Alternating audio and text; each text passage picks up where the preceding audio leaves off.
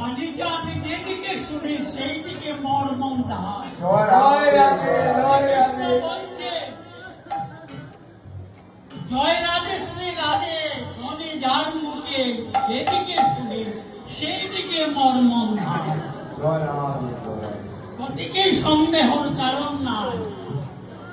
তাই ঠাকুর মাসে বললেন, রাধিকা চরণ রেণু ভূষণ করিয়া অনায়াসে পাবে গিরিধারী। রাধিকা চরণাশ্রয় যে করেছে মহাশয় তারে মন যায়। রাধে রাধে জয় রাধা নাম বৃন্দাবন যার গাম, কৃষ্ণ সুখ বিলাসের নিধি। কেন রাধা গুণগান না শুনিল নরকার বঞ্চিল।